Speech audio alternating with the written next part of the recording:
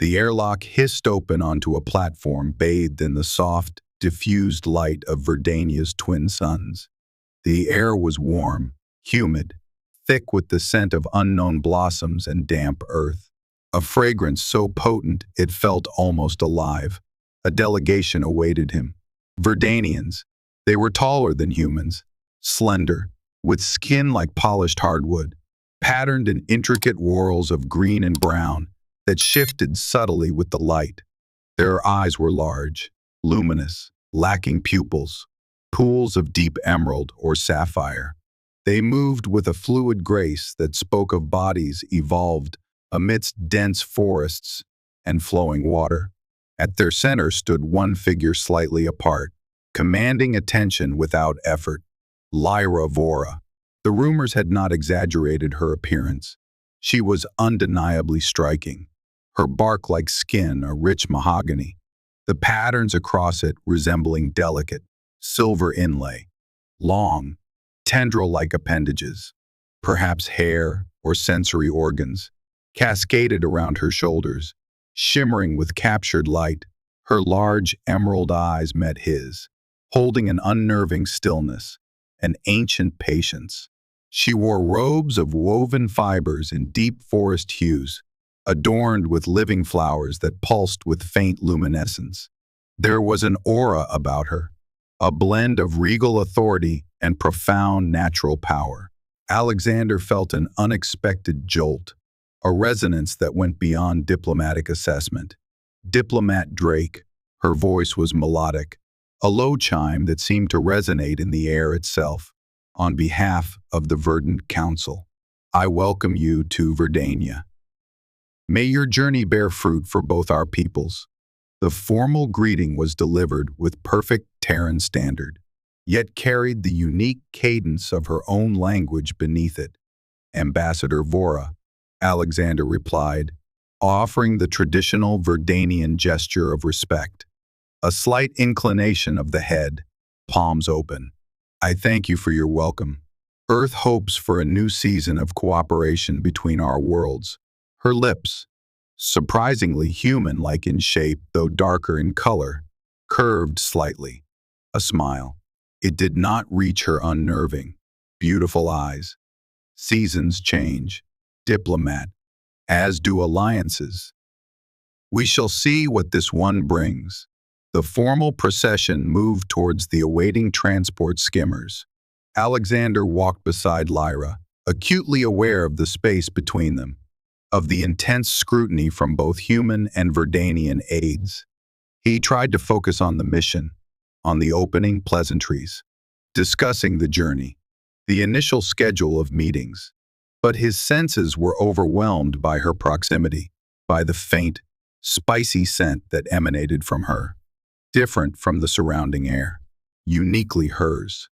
He found himself studying the intricate patterns on her skin, the way light played across the surface, the almost imperceptible sway of the tendrils around her face. He mentally cursed himself. This was precisely the distraction his superiors feared. The capital city, Virantis, rose from the jungle not as towers of steel and glass, but as colossal, living trees. Their trunks and branches shaped over centuries into dwellings, plazas, and governmental chambers. Bioluminescent fungi provided soft light along the arching pathways. Flying creatures with iridescent wings flitted between the canopy levels. It was a city woven into the planet's biosphere, a breathtaking testament to Verdanian symbiosis with their world. Alexander's quarters were in a guest spire overlooking a vast arboretum, the air filled with the chirps and songs of unseen life. His aide, a young, capable officer named Elena Rostova, immediately began setting up secure communication links and reviewing the preliminary negotiation documents. She's exactly as the files described, Elena murmured, glancing up from her datapad, her expression carefully neutral, but her eyes sharp. Striking. Unreadable. Diplomacy requires reading the unreadable, Elena, Alexander replied, turning from the balcony window. let's not be swayed by station gossip. Focus on the treaty points. The medical exchange is paramount. Of course, sir, Elena said, though a flicker of doubt remained in her eyes. But the files on Ambassadors Kendrick, Sharma, and Dubois, their deaths remain classified as unresolved environmental factors. All occurred shortly after significant interaction with Ambassador Vora. Correlation is not causation, Alexander stated firmly. Though the words felt hollow even to himself, our predecessors faced challenges. Perhaps they were careless. Perhaps accidents do happen, even to experienced envoys. We will be cautious, but we will not be paranoid. Our mission is too important. The initial days were a whirlwind of formal meetings. Alexander presented Earth's proposals, outlining the scope of the technology sharing, the safeguards, the mutual benefits. Lyra and the Verdanian Council listened patiently, their emerald eyes betraying little. They countered with their own concerns, primarily focused on the potential for misuse of their biological knowledge, the ecological impact of Terran technologies on Verdania, and the deep-seated cultural reluctance to share secrets intrinsically tied to their very being. Lyra was a formidable negotiator. Her arguments were precise, rooted in logic and a profound understanding of both Verdanian principles and Terran history. She anticipated counterarguments, deflected probing questions with effortless grace, yet always maintained a veneer of cooperative engagement. Alexander found himself increasingly drawn into her intellectual orbit. During breaks between sessions, moments of less formal interaction occurred. He learned she possessed a dry wit, a deep appreciation for Verdanian art forms, intricate sculptures woven from living wood, music created by resonating plant fibers, and a surprising knowledge of human history and literature. He discovered vulnerabilities beneath the composed exterior, glimpses of the burden her reputation placed upon her, the isolation it fostered. One evening, attending a cultural exhibition showcasing Verdanian bioluminescent flora, they found themselves momentarily alone near a display of glowing moon petal orchids. The air hummed with soft light and the scent of nectar. "Your predecessors," Lyra said suddenly, her voice soft, her gaze fixed on the pulsating flowers. "They were intrigued by our world, perhaps too intrigued." Alexander chose his words carefully. They were dedicated diplomats, ambassador, eager to understand Verdania, to build trust. She turned to him, her eyes seeming to search his face. Trust is a fragile seed. Diplomat Drake. It requires the right soil, the right conditions. Some soils are incompatible. Was it a warning, a confession, an observation? Her expression remained enigmatic, and some require careful cultivation. Alexander countered gently. Patience, understanding, a willingness to look beyond the surface. A flicker of something unreadable crossed her features, surprise, sadness. Then it was gone, replaced by the familiar mask of diplomatic reserve. The surface is often where danger lies most hidden. Diplomat. It is wise to be cautious of beautiful flowers. Some bloom only to lure, to trap. She inclined her head and moved away, rejoining the other delegates, leaving Alexander standing by the glowing orchids. The air suddenly feeling colder, he pushed the encounter from his mind, focusing on the negotiations. Progress was slow, painstaking. The Verdanian Council remained hesitant, their concerns valid, their distrust of off-worlders deeply ingrained. Alexander felt the pressure mounting from Earth. Daily encrypted messages urging faster results. He worked tirelessly, refining proposals, offering concessions, engaging in side discussions with other council members, trying to build consensus. Yet, always, the path led back to Lyra Vora. She was the key, the gatekeeper to the alliance. He started noticing small things, Glances exchanged between certain council members when Lyra spoke. The way her personal guards seemed more watchful, more tense than standard protocol demanded. Whispers in corridors that ceased abruptly when he approached. He requested access to the unredacted files on the previous ambassadors' deaths, citing the need for full transparency to build trust. The request was politely but firmly denied by the council. Lyra citing privacy protocols for ongoing investigations. The wall of secrecy seemed impenetrable. His investigation, conducted discreetly through Elena's technical skills and his own observations, yielded little concrete evidence but amplified his unease. The medical reports were vague. Witness accounts were contradictory or missing. The common thread was Lyra's presence shortly before each demise, and the persistent rumor, the kiss. Had Kendrick, Sharma, or Dubois crossed a line, initiated unwelcome contact, or had something more sinister occurred? One rainy afternoon, a session ended early due to a procedural delay. Alexander found himself with unexpected free time.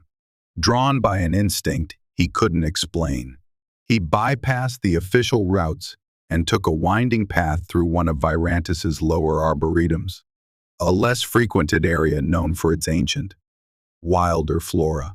The air was thick with the smell of rain on wood and leaf mold. Strange, bioluminescent fungi cast an eerie glow on the path. He heard voices ahead, hushed, urgent.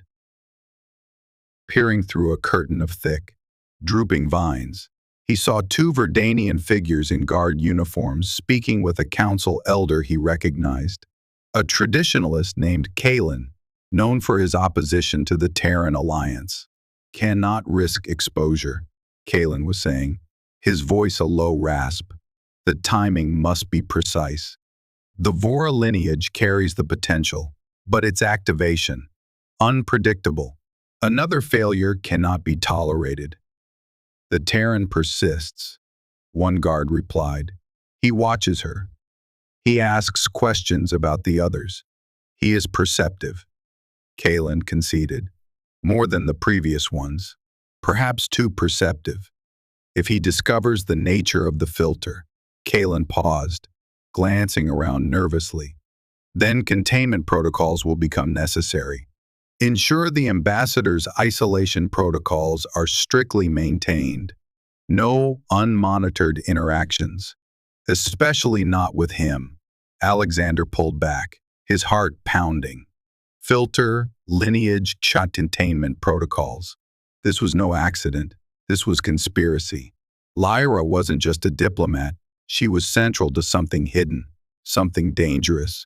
Kalen's faction clearly feared discovery. But discovery of what? And was Lyra a participant or a pawn? His perception of her shifted again, colored now by suspicion and a growing sense of urgency.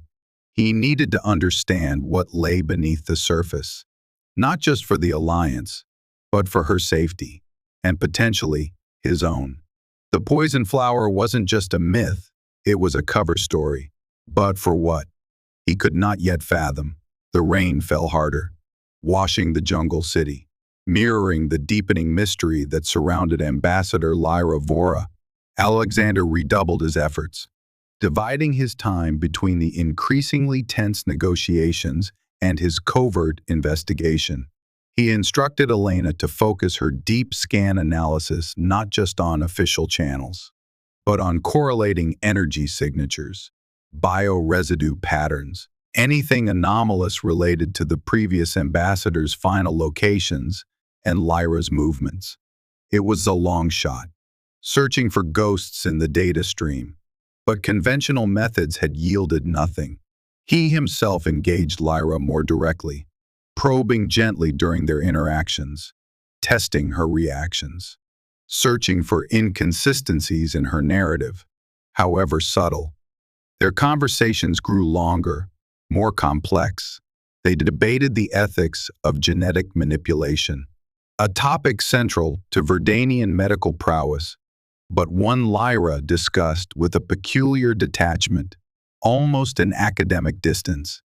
They spoke of destiny versus choice, a philosophical vein Alexander tapped, hoping to gauge her sense of agency in her own life.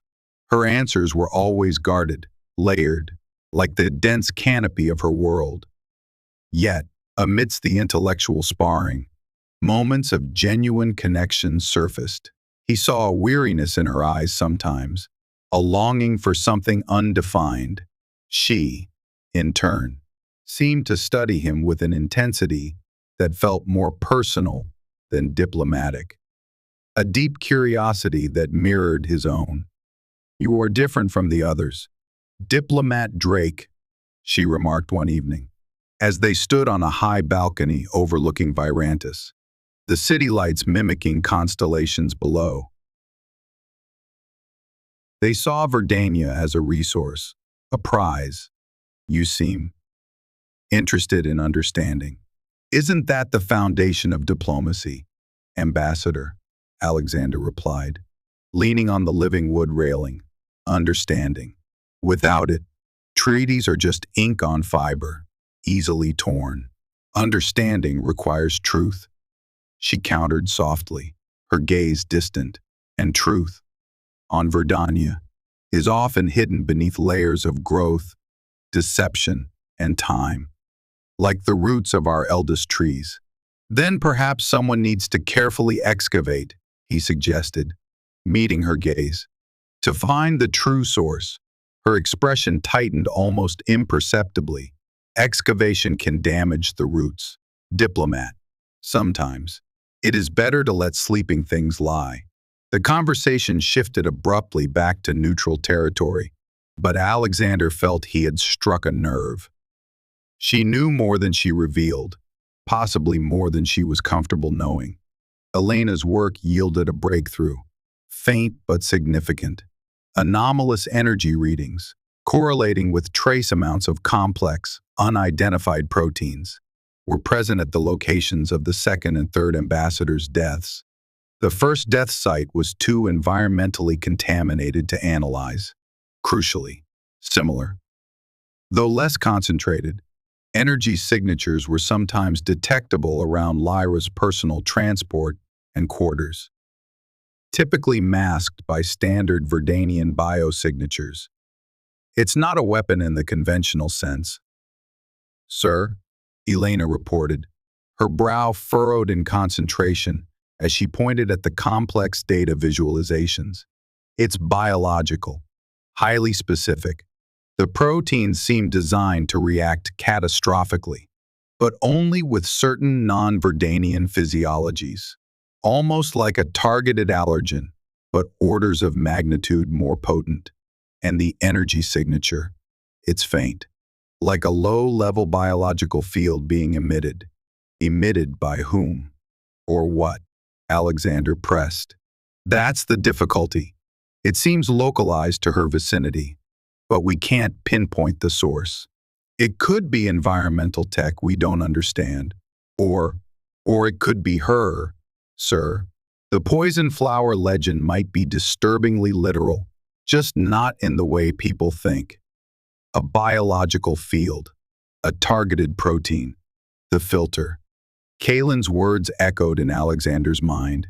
It wasn't a curse, it was technology. Biotechnology, sophisticated, insidious, and focused. Lyra wasn't merely dangerous, she was, perhaps unknowingly, a delivery system. The thought sent a chill down his spine. Was she aware? Was she complicit? Or was she a prisoner of her own biology, manipulated by factions like Kalen's? His suspicions solidified days later during a tense negotiation session. A rival faction, openly hostile to the Terran Treaty, presented data suggesting Earth had previously attempted to steal Verdanian genetic secrets. The evidence was circumstantial, easily refuted by Alexander, but the accusation poisoned the atmosphere. During the ensuing argument, Kalen watched Lyra intently, his expression cold, calculating. Lyra defended the principle of diplomacy, but her response felt scripted, lacking her usual sharp insight. When Alexander glanced back at Kalen, the elder met his gaze with a look of undisguised animosity, a silent warning. That evening, Alexander received an urgent, encrypted message, not from Earth, but routed through a supposedly secure diplomatic backchannel Elena had established with a sympathetic, lower-level Verdanian administrator who seemed disillusioned with the council's secrecy. The message was brief, fragmented. Ambassador Vora, compromised. Isolation protocol initiated. Airborne vector. Chamber 7. High canopy level. They mean to silence her. Blame Terran interference. Alexander felt ice flood his veins. Sabotage. They weren't just trying to stop the alliance, they were eliminating Lyra, likely planning to frame him or Earth for it, thereby shattering any chance of future relations. Chamber 7. That was Lyra's private quarters in the governmental spire. Airborne vector. Targeted toxin. Elena. Alexander barked, already moving towards the door. Emergency. Ambassador Vora is targeted. Toxic agent. Airborne. Her quarters. Can you track Verdanian guard movements near high canopy? Chamber 7. Elena's fingers flew across her console. Multiple units converging. Sir. Sealing sector access points. Standard quarantine procedure pattern. But accelerated. Aggressive. It's a setup, Alexander said grimly. They'll let her die, then discover the scene. We need to get there. Security lockdown in effect. Sir, no transit authorized to that level. Find me a way. Maintenance shafts. Environmental conduits. Anything. And get me an environmental suit. Verdanian atmosphere compatible. Heavy duty. Sir, those suits. The integrity degrades rapidly outside designated maintenance zones, especially with unknown atmospheric agents. Just get it. Elena. Now. Elena located a little-used environmental systems access conduit several levels below Lyra's chambers. While she worked frantically to override the security seals remotely, Alexander donned the bulky environmental suit. It felt clumsy, restrictive. The internal heads-up display flickered erratically, showing atmospheric composition warnings even within the spire. Suit integrity is already baseline compromised. Sir, Elena warned through the comm. Seals are degrading faster than specs predict. You'll have minutes, maybe 10 at most. Once you enter the contaminated zone. Understood. Keep this channel open. If I'm not back, you will be, sir. Elena interrupted, her voice tight with worry. The conduit opened into darkness, the air thick with the smell of ozone and decay. Alexander activated the suit's lamps, illuminating a narrow, damp passage choked with fibrous growths. He moved as quickly as the cumbersome suit allowed, hauling himself upwards through the tight space. The suit's internal sensors spiked wildly. Warning. Unidentified airborne bioagent detected. High concentration. Seal integrity compromising. Red lights flashed on his display. He ignored them, pushing onward, driven by a desperate urgency. He could hear muffled alarms now, distant shouts. He reached an emergency access hatch near Lyra's level. Using the suit's enhanced strength, he pried it open, stumbling into a corridor filled with a faint, shimmering haze. The air tasted metallic, wrong, even through the suit's filters. Warning klaxons blared. Atmospheric toxicity critical. Suit breach imminent. He saw Lyra's door controls, overridden. Flashing red. He slammed his gauntleted fist against the emergency release panel. Sparks flew. Alarms shrieked louder. But the door hissed open. The scene inside was one of controlled chaos. Furniture was overturned. Delicate woven screens lay slashed on the floor, and in the center of the room, Lyra Vora lay slumped against a large, intricately carved console. her movements sluggish. The vibrant patterns on her skin dimmed, her tendrils limp. The shimmering haze was thicker here, concentrating around her. She looked up as he entered, her large emerald eyes clouded with pain and confusion. "Drake," she whispered, her voice strained, barely audible. "What?"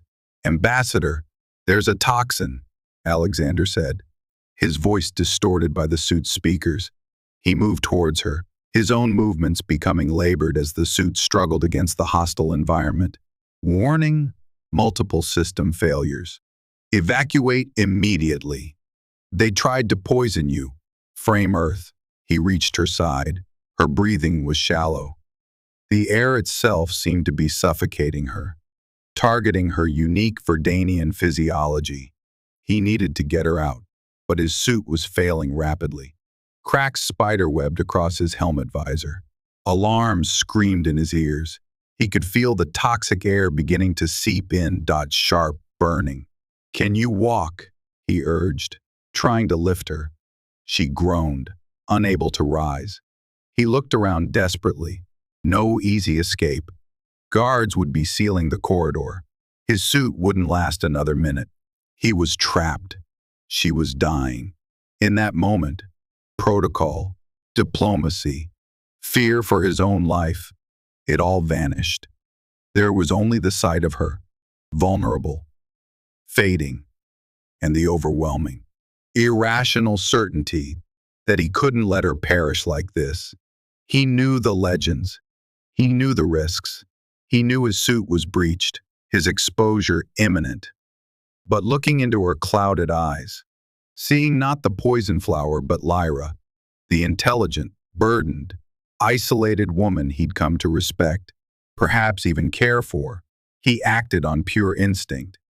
If this was the end, if the toxin or her touch would claim him, then let his last act be one defiance against the shadows that surrounded her.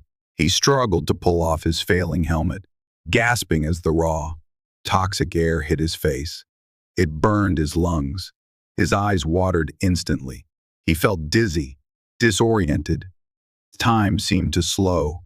He leaned down towards her, his vision blurring. Her eyes widened slightly. A flicker of understanding. Perhaps fear. Perhaps something else entirely. He didn't intend it as anything more than a gesture. A final, desperate connection in the face of death. A farewell. He pressed his lips to hers. Her skin was cool, smoother than he'd imagined, yet vibrant with a strange, low energy. The air crackled around them. He expected searing pain, immediate oblivion, the fate of Kendrick, Sharma, Dubois. He braced for the end. Instead, a jolt, like static electricity amplified 1,000 times, shot through him. It wasn't pain, but resonance. A deep hum vibrated through his bones, through hers. The shimmering toxic haze seemed to recoil, thinning around them. He felt not death, but an overwhelming surge of energy, alien yet familiar. He pulled back, gasping, staring at her. Lyra's eyes cleared, the cloudiness receding. The dim patterns on her skin flared with sudden, vibrant light. The tendrils around her face lifted, quivering with newfound energy. She stared back at him, her expression one of profound shock, utter disbelief. Around them, the toxic haze dissipated completely, neutralized by an unseen force. Alexander swayed, dizzy, but alive. Shockingly, inexplicably alive. He hadn't died. The kiss, the legendary fatal touch, had not killed him. Lyra reached out, her hand trembling slightly, and touched his cheek. Her touch sent another jolt through him, but this time it was warm, vital, delicate. Silver-green vines, finer than thread, emerged from her fingertips, tracing the lines of his face, not with menace, but with gentle curiosity. They pulsed with the same soft light that now illuminated her skin. He had survived the poison flower's kiss. The impossible had happened, and in Lyra's wide, astonished eyes, he saw the dawning realization that everything they thought they knew about her, about him, about the legends, was wrong. The air in the chamber was clear now, breathable. The immediate danger had passed, neutralized by the very contact that should have proved fatal. But a larger, more profound mystery had just begun. Why him? Why now? The embrace of her luminescent vines felt less like an attack and more like recognition, a biological key turning in an ancient lock. The sound of approaching footsteps, heavy boots in the corridor outside, broke the spell. Guards, Kalen's forces, likely coming to confirm their work was done. Alexander quickly helped Lyra to her feet. She was weak, but recovering rapidly, the vibrant energy returning to her form. "We need to move," Alexander urged, his mind racing. "They won't expect us alive," Lyra nodded, her eyes still wide with the shock of survival, his survival. "There's a hidden passage," she whispered, her voice stronger now. "Behind the stellar cartography panel, it leads to the lower maintenance levels." Together, they activated the hidden door just as the main chamber entrance burst open. Guards poured in, weapons ready, only to find the room empty. The toxic haze gone, their targets vanished. Alarms intensified throughout the spire. Alexander and Lyra plunged into the darkness of the escape tunnel, the resonance of their impossible kiss still humming between them. A silent question hanging in the air, heavier than any toxin. He hadn't just survived. Something fundamental had changed within him, something intertwined with her very being. The conspiracy that sought to use Lyra as a weapon had inadvertently triggered something far more significant, something ancient and unforeseen. They navigated the cramped, dusty passage in silence, the only sounds their breathing and the distant clang of pursuit. Alexander's initial shock began to recede, replaced by a cascade of questions. The protein, the energy field Elena detected, it wasn't a simple toxin. It was something else, a catalyst, a key, and his own body. Why had it reacted with resonance instead of rejection? Lyra seemed equally lost in thought, occasionally glancing at him, her emerald eyes filled with a mixture of wonder and apprehension. The vines that had touched his face had retracted, but he could still feel the phantom sensation of their cool, vibrant energy. They emerged into a deserted sublevel, a nexus of humming conduits and flickering maintenance lights. Elena's voice crackled urgently over Alexander's calm bead, which he'd retrieved before entering the passage. "Sir, massive security sweep. They've locked down the entire spire, declared a biohazard emergency. They're reporting you and the ambassador as casualties. We're alive, Elena," Alexander replied quietly. The toxin was real, but neutralized. Something unexpected happened. "We need extraction, somewhere secure, outside the capital. Working on it, sir. There's an old smuggler's den marked on some pre-Federation charts, deep in the Whispering Jungle sector, supposedly shielded from planetary scans. I can guide you to an egress point and arrange transport, but it will be risky. Everything is risky now. Elena, send the coordinates." He looked at Lyra. "Can you travel? We need to get clear of Virantis." She straightened, the regal composure returning, though her eyes still held the shadow of recent events. "I can. This changes everything. Alexander." She used his given name for the first time, the sound surprisingly natural on her lips. Kalen's faction. They didn't just want to stop the alliance. They were trying to control me, my lineage. "The filter," Alexander said. Remembering the overheard conversation, Kalen mentioned a filter, and your lineage's potential. What did he mean? Lyra hesitated, looking down at her hands, flexing her fingers as if rediscovering them. There are old legends, histories the Council prefers forgotten. They speak of the Sundering, a time, eons ago, when Verdanians and another race were one, engineered by beings we call the Creators, separated for reasons lost to time. But the legends say reunification is possible through a merger triggered by contact. Alexander's mind raced, connecting the pieces, the specific protein, the energy field, the kiss, the toxin. He breathed. It wasn't meant to kill everyone. It was designed to react only with specific physiologies. It was a filter to find a compatible match. Someone from the other separated race. He looked at her, the implications stunning him. Me. It seems impossible, Lyra whispered. Humans and Verdanians. Our biology is fundamentally different, or so we believed. But your survival, the resonance. She trailed off, shaking her head slowly. The legends speak of dormant sequences within both species, genetic echoes of our shared origin, waiting for the right catalyst to awaken. And the previous ambassadors, Alexander asked grimly, Kendrick, Sharma, Dubois. Lyra's expression turned pained. If the legends are true, if the filter is real, then they were incompatible. The contact was fatal, because they lacked the corresponding genetic key.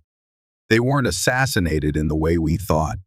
They were eliminated by a biological lock seeking its counterpart. A tear, like a drop of luminous sap, traced a path down her bark-like cheek. I was the instrument. Unknowingly, the weight of this revelation settled heavily between them. Lyra hadn't been a murderer, but a tool. Her unique biology weaponized by fanatics, chasing an ancient prophecy, sacrificing lives in their quest for a specific genetic outcome. And Alexander, by sheer chance, or perhaps by some deeper design, was the match they had inadvertently found.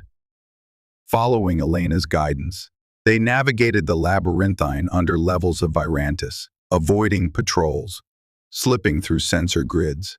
The journey was tense, forcing them into close proximity, heightening the strange connection forged by the kiss.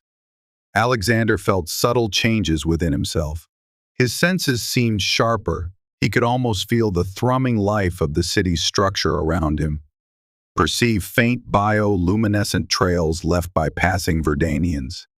He noticed Lyra watching him, her head tilted as if listening to something he couldn't hear.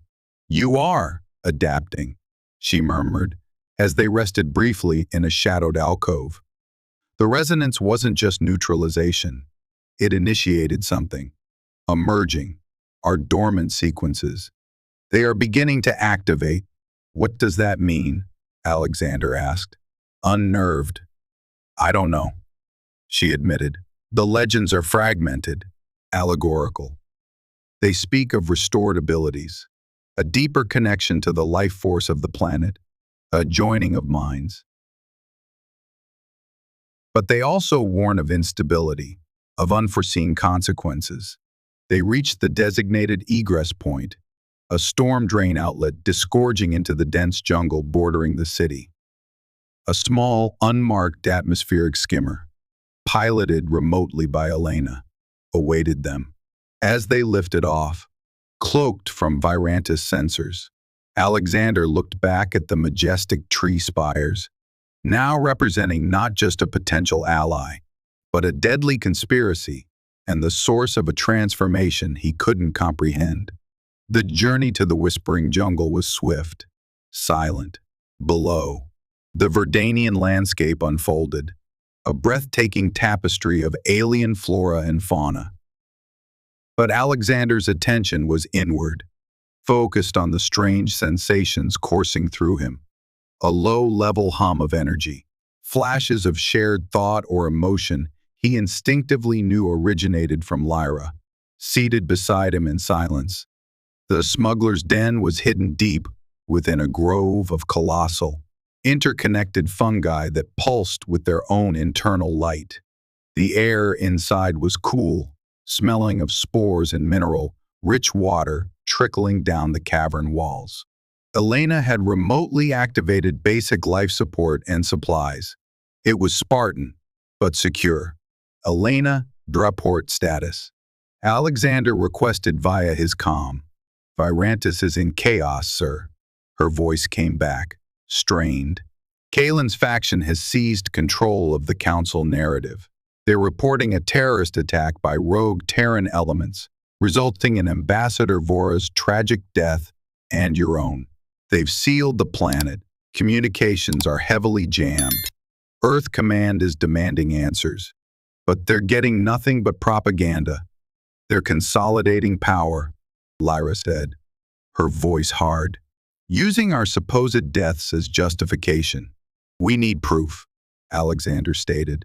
Proof of the conspiracy, proof of the bioengineering, proof that you're alive. Accessing council records will be impossible now, Lyra mused.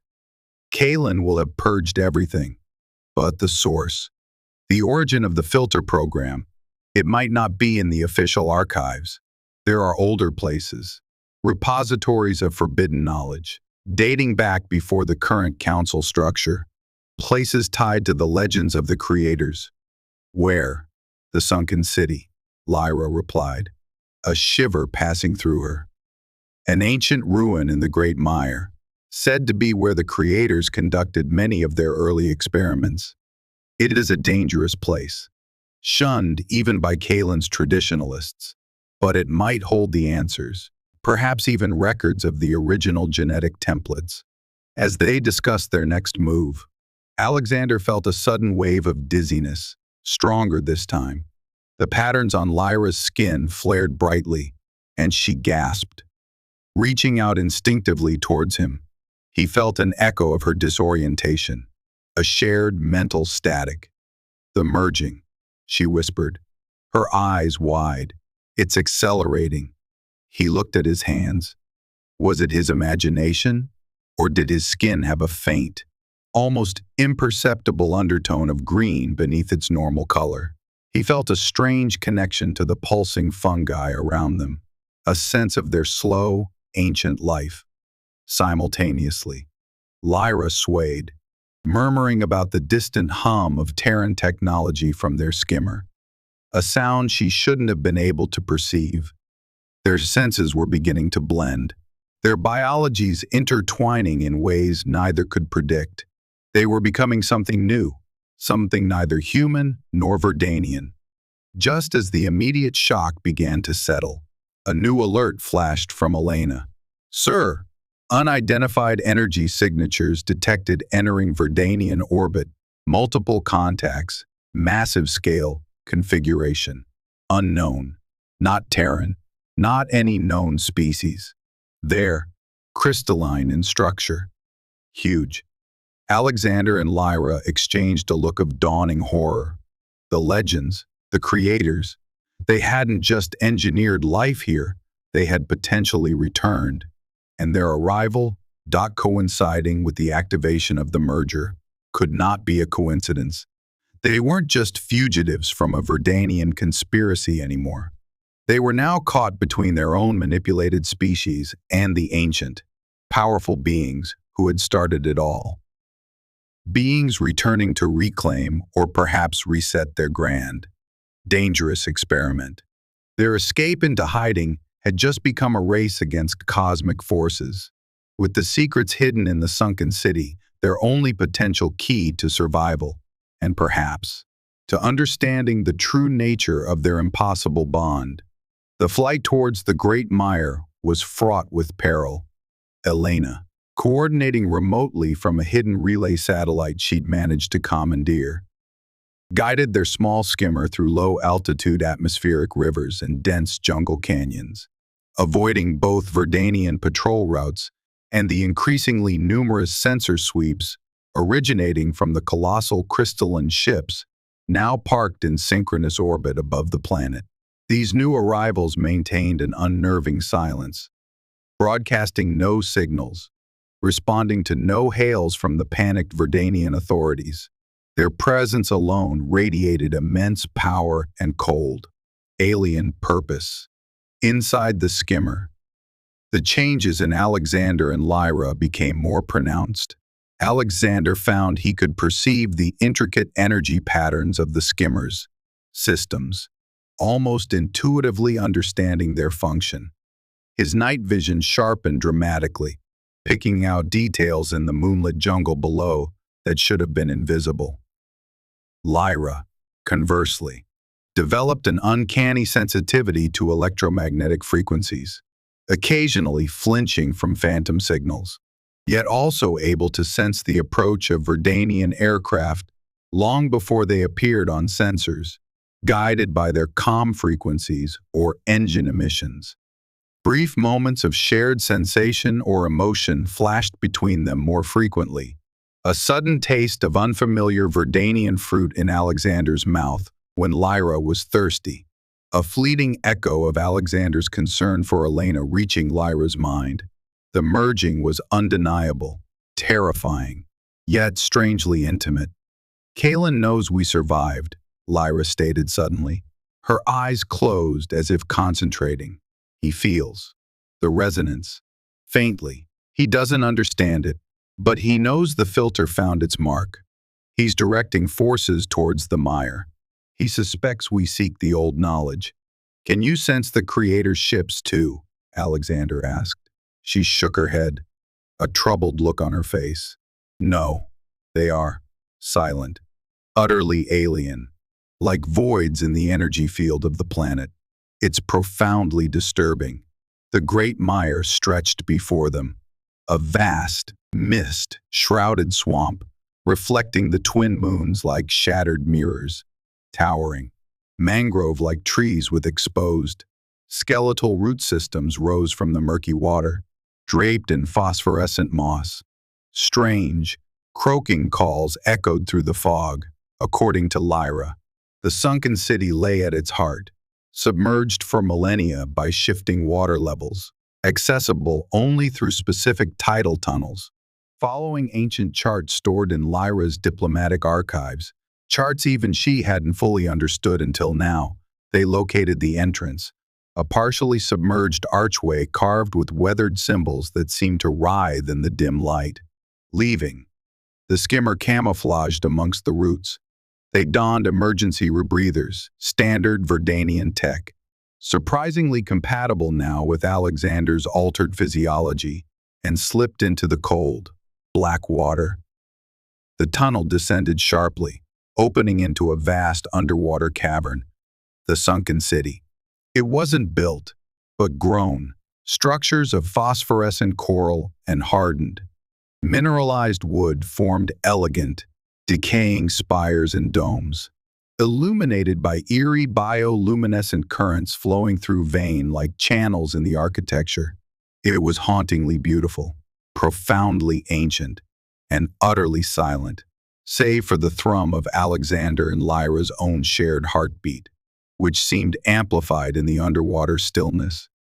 Guided by Lyra's growing sensitivity to the city's residual energy patterns, they navigated the submerged streets towards a central structure, a large dome whose peak still held a pocket of breathable atmosphere, maintained by the strange energies of the place. Inside, intricate consoles formed from polished obsidian and embedded crystals lined the walls, dark and inert. "This was a laboratory," Lyra whispered, running her hand over a smooth, cold surface, "a place of creation and separation." As she touched the console, the crystals within flickered faintly.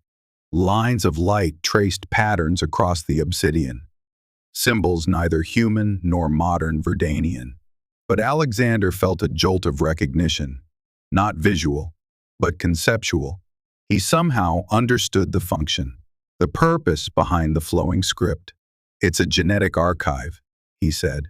the knowledge surfacing unbidden in his mind, cataloging the original species and the divergence points. He reached out, placing his hand beside Lyra's on the console. The effect was instantaneous and overwhelming. Light exploded from the console, illuminating the entire dome. The air crackled with energy. Symbols raced across every surface, projecting holographic images into the center of the room. Swirling helixes of light. Complex star charts, images of beings both recognizably ancestral to humans and Verdanians, and others utterly alien. The creators, tall, slender figures seemingly composed of living light and shadow, their forms shifting, indistinct. Data streams flooded their minds, not as language, but as pure information, bypassing conscious thought. They saw the origins, a single, adaptable species seeded on Verdania by the creators. They saw the experiments, genetic pathways forced apart, specialized traits amplified, creating two distinct lineages, one attuned to the planet's biological matrix Verdanians, the other geared towards technological adaptation and expansion ancestral humans. Later seeded elsewhere, they saw the purpose, a galactic experiment in divergent evolution, designed to create complementary forces, eventually intended for controlled reunification. But the archives also revealed errors, unforeseen mutations. The Verdanians developed the filter mechanism naturally, a defense against uncontrolled genetic merging, later weaponized by factions like Kalen's. Humanity developed aggressive expansionist tendencies the creators hadn't predicted. The experiment had spun out of control, and the archives revealed the fail-safe, the creators' return protocol, triggered by uncontrolled reunification or external interference.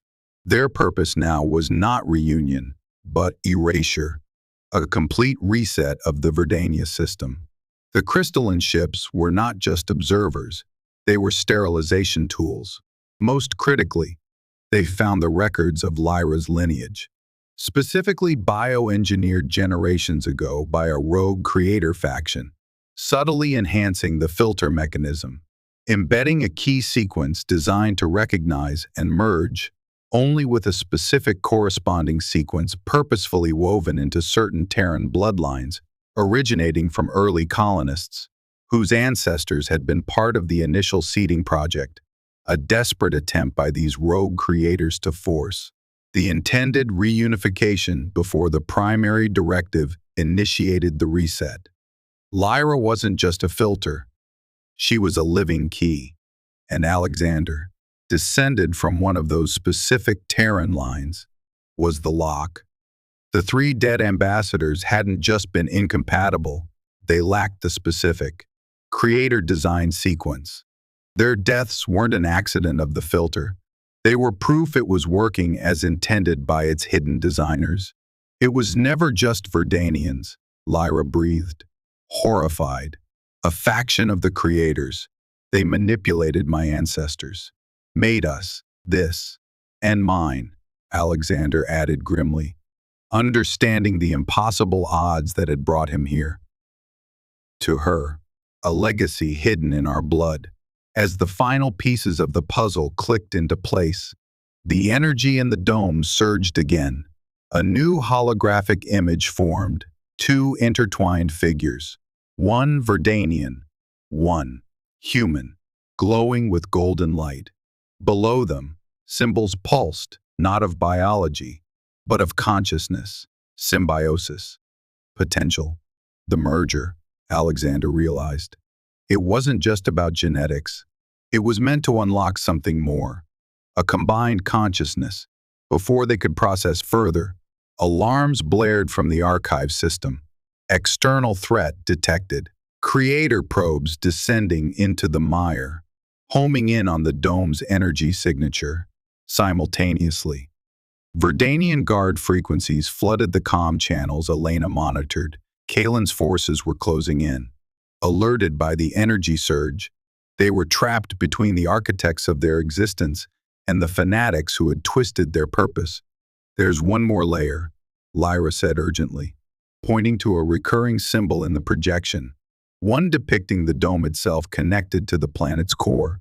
The legend spoke of guardians, protectors of the unified essence, activated from here. But how? Alexander looked at the intertwined figures, then at Lyra. Their hands were still on the console, the energy flowing through them, binding them. The changes they felt, the shared senses, the blending consciousness. It wasn't just a side effect, it was the key. Their bond, forged in crisis and deepened by revelation, was the final component. "Together," Alexander said, meeting her gaze, understanding dawning in both their eyes. "The union has to be complete, not just genetic, but intentional, willing." It was a leap into the unknown, transcending physical contact, requiring a surrender of individual identity to the nascent, combined consciousness forming between them. Fear warred with trust, the instinct for self-preservation against the desperate hope for salvation. Looking into Lyra's luminous eyes, seeing his own determination reflected there, Alexander made his choice. Lyra nodded, a silent accord passing between them. They focused inward, embracing the connection, deliberately lowering the barriers between their minds, their life energies. It was like diving into an ocean of shared memory, sensation, and potential. Alexander experienced the deep, ancient connection Lyra felt to Verdania's life force, the wisdom of millennia stored in root and leaf. Lyra felt the vastness of space through Alexander's ancestral memories, the drive for discovery, the human capacity for logic and empathy. Their distinct essences swirled, merged, creating something new, stronger, more complete than the sum of its parts. A wave of pure golden energy erupted from them, washing over the console, through the dome, and down into the planet below. Following the pathways depicted in the holographic schematic, the sunken city resonated like a struck bell. Deep beneath the mire, ancient machinery, dormant for eons, hummed to life. Outside, the approaching creator probes hesitated, suddenly facing resistance from the planet itself. Verdanian guard skimmers faltered as energy fields flickered into existence around the mire. And then, rising from the depths, emerging from the very substance of Verdania, came the Guardians. They were not machines or creatures, but beings of pure interwoven energy and plant matter, colossal forms shifting between tangible green structures and ethereal golden light. They resembled the ancient trees of Verdania, but infused with cosmic power, their eyes burning with the same unified energy that now flowed through Alexander and Lyra. They rose from the mire, silent sentinels, answering a call unanswered for millennia. The creator probes attacked, launching beams of coherent energy. The Guardians absorbed the blasts, their forms rippling but unharmed. They responded not with weapons, but with waves of the same golden, life-affirming energy that Alexander and Lyra had unleashed. The energy washed over the probes, not destroying them, but deconstructing them. The crystalline structures dissolved, breaking down into fundamental light and energy, harmlessly reabsorbed by the planet's atmosphere. High above, the massive creator ships registered the activation of the planetary defense system they themselves had perhaps built as a contingency, now turned against them by the successful, albeit unintended, merging of their divergent experiments. Faced with a power designed to protect the unified life they now sought to erase, the great crystalline vessels shimmered, hesitated, and then, one by one, phased out of existence, retreating back into the void from whence they came. Simultaneously, the Verdanian Guard forces, witnessing the awe-inspiring emergence of the Guardians, and the effortless repulsion of the alien ships fell into disarray. Kalen's commands went unheeded as his troops stared in stunned silence at the legendary protectors of their world. Awakened by the very ambassador he had tried to eliminate and the Terran he had dismissed, his conspiracy crumbled in the face of revealed mythology. Within the dome, the intense light subsided. Alexander and Lyra leaned against the console, breathless, inextricably linked. Looking at each other was like looking into a mirror reflecting a soulmate. They were still recognizably themselves, yet fundamentally changed. Alexander's eyes held flecks of Verdanian emerald. Lyra's skin shimmered with a faint Terran undertone. The vines that could emerge from her skin now felt like a natural extension of his own senses when directed. Their thoughts touched, easily, naturally, a constant, gentle communion. They were the first of a new era, the living proof of reunification.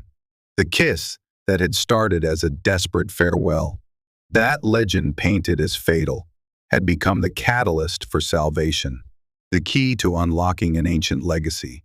It had repelled the creators, awakened the guardians, and exposed the darkness within Verdania. More than that, it had forged a bond stronger than species, deeper than genetics, a union of biology and soul. Elena's voice, filled with awe, crackled over the comm. "Sir, Ambassador, what just happened? The alien ships are gone. Virentis is stunned. Kalen is being detained by his own guard. The planet, it feels different." Alexander looked at Lyra, a slow smile spreading across his face, mirrored on hers. "Tell Earth, Elena," he said, his voice resonating with newfound harmony. "Tell Verdania, tell everyone who will listen. The negotiations are over. A new alliance has begun." He reached out, taking Lyra's hand. Her touch no longer jolted, it simply completed a circuit, warm, steady, full of life. The golden energy of their merged essence pulsed softly around them, a beacon in the ancient, reactivated city.